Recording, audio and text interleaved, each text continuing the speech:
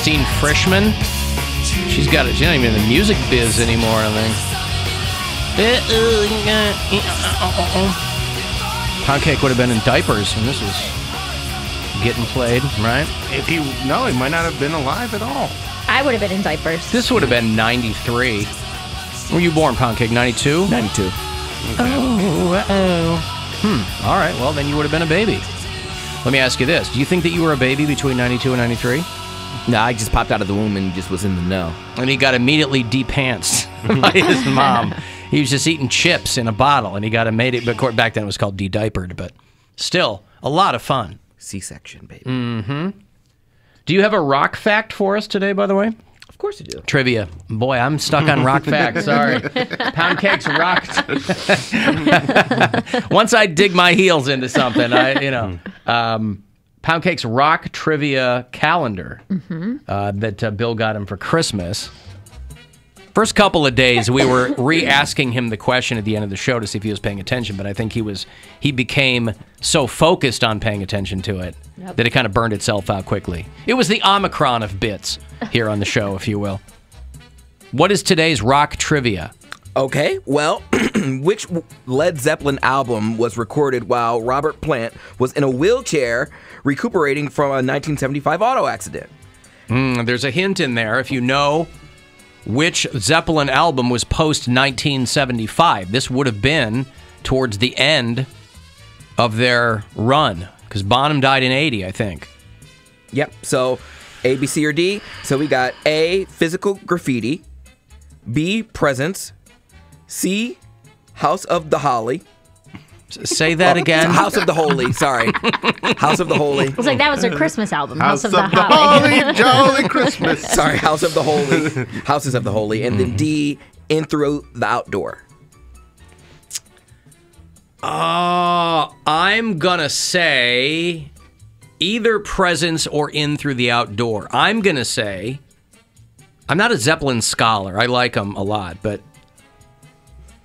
anybody have any thoughts on this? Or no? I don't you know. guys aren't going to be able to. I don't know this about stuff because, I mean, all these albums already existed when I was born, so it's really hard to think as they came out because I have no reference for that. So. I'm going to say Presents because I like presents. I'm going to say It's not that type of Houses of the Holly. Houses of the Holly. I'm going to say In Through the Outdoor.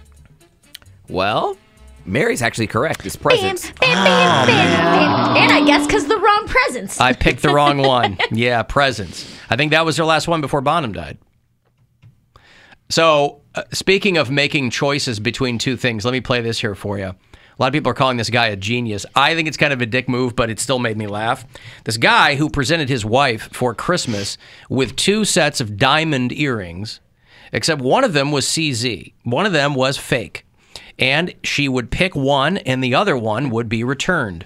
Love it. I love this. He gave her that's great. 2 sets of identical earrings for Christmas. 1 real diamonds and 1 fake. So one of those are real and one of them are not. Pick one and the other one goes back. Oh my gosh. So which ones do you think are real? And we'll send the other one back. Yeah, so she picks one, and he goes, whichever one you pick, we're going to send the other one back. And she picked the fake ones. So he, They really do look so much, like they look identical. Well, this is always a point that guys are trying to make, too, is that no one can tell the difference. Right. Unless you have like a gemology degree or something. You're probably, most lay people like us, aren't going to be able to tell the difference. I think back in the day, it was a lot easier to tell because CZ hadn't gotten as... If that's what it even is anymore, is it still called cubic zirconia? Lab-made diamonds is like what everybody LMDs? advertises. Lambs. Is that what they're called? Lab-made diamonds? Okay.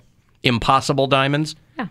We've 3D printed these diamonds here, and your wife will never know the difference. Anyway, the wife ended up picking the fake ones, and so he returned the real ones. What's the price difference on that? And what kind of a lot? A lot. Well, I don't know. If they're like big enough stones, a lot of money. 3-carat diamond versus a 3-carat. I don't know if they were that big, but these are earrings. Oh, was that big? Yeah.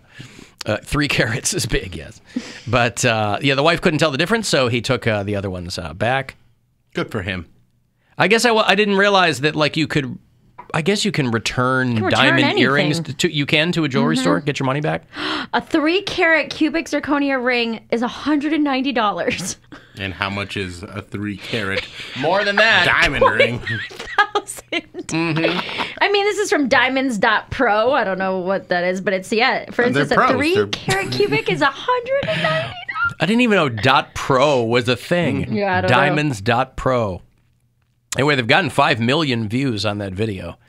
So, she picked the cubic zirconia, I guess. I don't know who made up that rule where a man has to spend, 3 months salary. Who made up that rule? I thought it was 3 paychecks, but apparently it's 3 No, months. 3 months salary. Who made up that rule? And in the office, he makes a joke because he whips out this giant ring, and Pam's like, "Is that real?" He goes, "Yeah, 3 years salary." Well, so, it's the old joke. Somebody did it in the 80s. They were like, you're supposed to spend, some comic, you're supposed to spend 3 months' salary on an engagement ring. Like, I'm going to spend $400 on an Right. engagement ring, I don't know where that rule came from. I want just... It came from jewelers. Jewelers, yes. That's where it came from. It's true. Yeah, that's true. Yeah, guys didn't come up with it. Jewelers came up with it. 3 months salary. I want blood diamonds in all of my jewelry. That's what I want. Whose blood? I want to be able to want- see the blood, too. Yes. whose blood, I though? want it speckled with the blood of Congolese children. The blood of your like, exes. Like nature intended. Bill is a big, when it comes to pets, he's Mr. Shop Don't Adopt. That's Octothorpe, Shop Don't Adopt. I am Mr. Blood Diamond. I'm the sex defender. Any We all have our flaws. good pun. Anytime I'm going to get some jewelry for my wife, I'll go to a place and they'll go, and here's our cruelty-free whatever. I go, no. Get those out of here. Show me the maximum cruelty. I I want the cruelest diamond. But it's not cruelty. It's these kids worked their hands to the bone, literally, to get these diamonds out of the ground, can and I enjoy want to it. show them. They don't know who I am. They don't Your know where they're appreciation. going. They're just being whipped. But I want to show my appreciation because they're still going to be digging them out of the ground, even if I buy fake ones. Yeah. It's not going to, what? They're going to go, oh, there's so many fake diamonds now, you kids can all go back to school or whatever. That's Go not how it raise your works. families. That's not how it works. This guy over here's 10. He's got 5 kids. Mary, are you opposed to ever proposing to a guy? Not saying that you're not gonna be with your boyfriend, but would you ever propose to a dude? I don't know. Depends on the situation. You Propose to him so he can turn you down and just get the vibe for it, get the feel for it, Cody? Me. so that he can. Okay. Well, I didn't mean right now. But, Oh, okay. I was about to get all worked I mean, you up. certainly can. I'd like Okay. to see this happen. Okay. Yeah. Wouldn't he? Can we get some music? That's my proposal music? Hold on, let me get some music. This is the here. flash Get us mob some that you're gonna have lovemaking music. beforehand. Hold on. Hear ye, this bitch is about to propose. Cody, as you know, we've been together for a few years now. And I love you. I love everything about you. I love how you chew with your mouth open. And I love how your mom does your laundry. It's something that's I think is really special. And I was just wondering if maybe you would do me the honor of becoming Mr. Mary Santora. You would make me the happiest woman in the world. Are you serious? I am serious, and here's my ring. No, bitch. No. Why not? I thought we were in love, and we were gonna. are, but I just wanted to tell you no. So what? Are we breaking up, or? No, we can still date. We cool. But you don't want to marry me? No. I'll take your ring though. See, this is not how any of this is going to work. Mary, I'm so sorry. I'm so sorry. heartbroken. Yeah, I know. I'm so sorry. Your 3 month salary here. Would it have worked better if I had a chicken nugget on a ring instead of a diamond? Hell, hit me with another Uber Eats gift card, and now we talking. In the shape of a diamond. Yeah. You say you like when I chew with my mouth open. Help me. Those fake diamonds are going to increase in value when you get child slave scientists in the lab, someone points out. That's pretty good. So cubic zirconium, that's not a thing anymore. It's just lab-made diamonds. I don't know the terminology. Don't trust me. I know. I don't know what I'm I talking mean, about. if you've heard it, I haven't heard it, but I've heard that in like commercials where they talk about lab-made diamonds. Lab created diamonds, lab made diamonds, yeah. I got a letter from Adam, who's one of our bureau chiefs in Pittsburgh, and he goes, the Poundcake's evil laugh clip that you play, he goes, it reminds me of the song Mama by Genesis. Remember Mama by Genesis?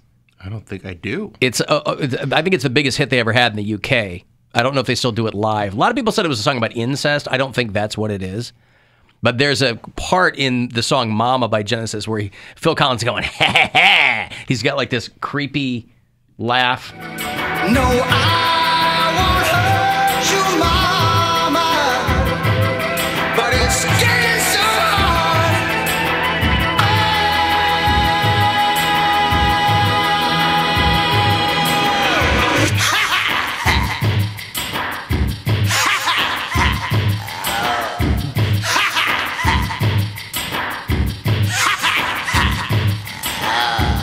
It's just creepy, right?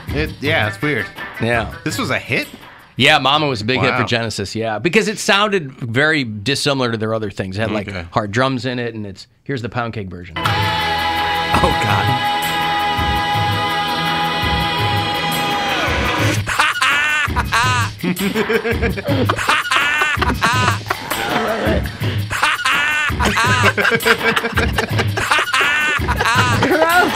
It's perfect. Yeah, so It you're works gonna really well. You're gonna play that for your. Thank you, Adam, for the inspiration there. Things they pick up We're gonna on. send that along for Teresa to enjoy around the holidays.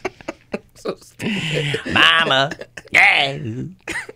I was reading about how, and I did this. I'll mention Poundcake again. I hope he doesn't mind me mentioning it.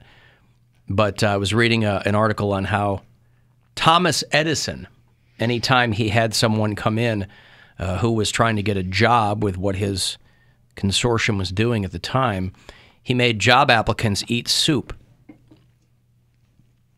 You know, he didn't invent the light bulb. A lot of people think that Thomas Edison invented the light bulb, and he didn't do that. He improved it immensely, but he had 1,000 patents. You know, you might have even seen billboards. They're trying to inspire people, you know.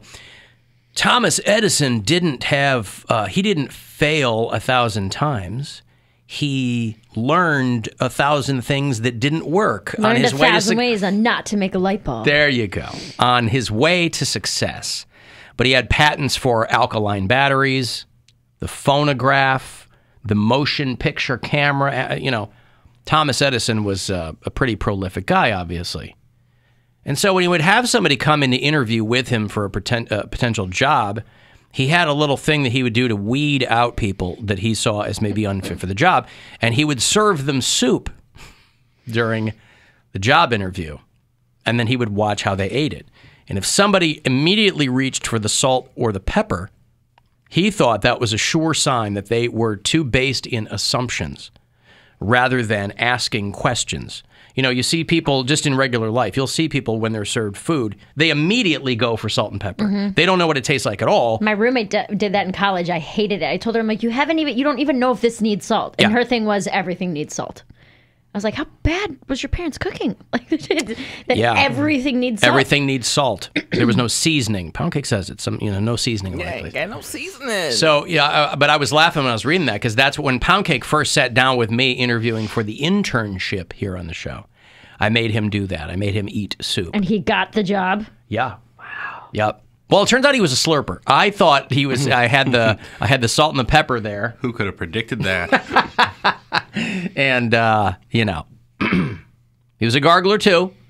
I'd never seen someone gargle soup before because it was very, very hot. It was so hot. Minestrone, too. Oh, All it wasn't those that. No. small What was parts. the soup I served you, Poundcake? I don't even remember.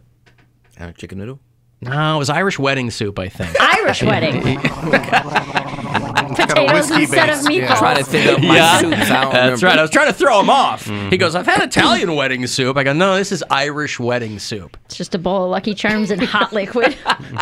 Yeah. Gross. Yep. It was a warmed up Jameson and Lucky Charms. Honestly, I can't say I've never eaten that. Oh, really? I can't right. be 100% sure. This guy, a couple of financial people that I follow on Twitter, and one of them was, giving his money rules for 2022 or whatever. That's assuming that this experiment in this country will continue past 2022, right? All money might end up being devalued once the economy and the stock market crashes and whatever. But this guy said something that nobody ever considers is with all these people quitting their jobs, they're like, you should choose a job that everyone else hates because you'll get paid more to do a job that other people don't want to do, which sounds like an oversimplification of the job-seeking process. But he's like, if everything else is equal, if you have the same skills as other people, if you have the same education as other people, if you have the same experience, but you're willing to do jobs that other people aren't willing to do, jobs that people think are unpleasant or like nerve-wracking, right? That kind of job. I don't know I don't know what kinds of jobs these would be. Usually like dangerous jobs or risky jobs, things like that. Something labor. dirty. Yeah, You're going to get paid labor. more than other people with the same skills. Find something that you love to do, but that other people don't. So it's not that it could be that you're willing to do a job nobody else wants to do. You just play past it. But this guy was like, find something you love to do that other people don't like to do. So if it might be all over for Poundcake at some point in showbiz, you figure out a job that you would love to do that other people don't want to do. And you could be a professional proposal rejector. You could be... Everybody can get hired out for everything now. Right? People are buying cameos, for Christ's sake, to break up with somebody. No, they're not. Yeah, they are, sure. Did you get a request for one of those? Huh? Did you get a request for one? Yeah. Are you serious? Yeah. Did you do it? Like last year. Yeah, I do any cameo that comes to me. Provided it's not, racist or whatever. Right. Yeah. I want to break up with someone from over cameo. That'd be fun. I think that's I mean, very nice thing to do. I didn't think it was especially fun. I thought it was really, really weird. Like, ugly bitch. This is what I'm Who saying. do you get to This break guy, up with somebody? Who's the ideal celebrity to send a breakup note? Gilbert Godfrey, probably. Poundcake. Oh, Poundcake. Yeah. He goes, ugly bitch. Yeah, because Yeah. he's so petty that he would have no sympathetic tendencies at all. Because he's never been there, right? He speaks of what he not knows. Those words are supposed to be in that order, I don't think. But Not of what he knows. Poundcake knows not of which he speaks. There it is. I knew I would get to it. He speaks she's through his good, nose boss. of not what he is. Professional communicator. I could totally see, because when you request a cameo, you give them a couple, hey, make sure you mention this, or this is our backstory. So he would be like, I heard your bitch ass feet stink. I love that. Yeah. Hey, I'd love you to wish my wife a happy 10th anniversary. Oh, and by the way, I'd also like you to tell her I want a divorce. Anywho, Merry Christmas. So for the last 10 years, you have been your husband's favorite meal. He loves serving you and loves getting served by you. It just so happens now, he wants takeout. Bye! Hey, you a bitch. Uh-huh. Yeah. And maybe that's not the job for him. Yeah, I don't think so.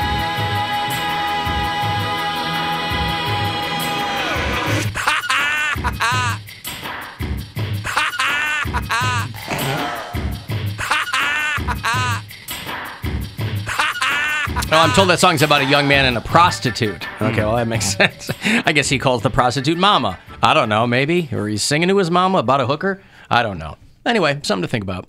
I've got to take a break. I will have Dragon Force tickets for you. I don't know if they cover Mama by Genesis Live, but that would be great. But they're going to play in April at the world-famous Agora. So if you're a Dragon Force fan, I'll have a couple of tickets for you after the break. 35192 to text for anything else.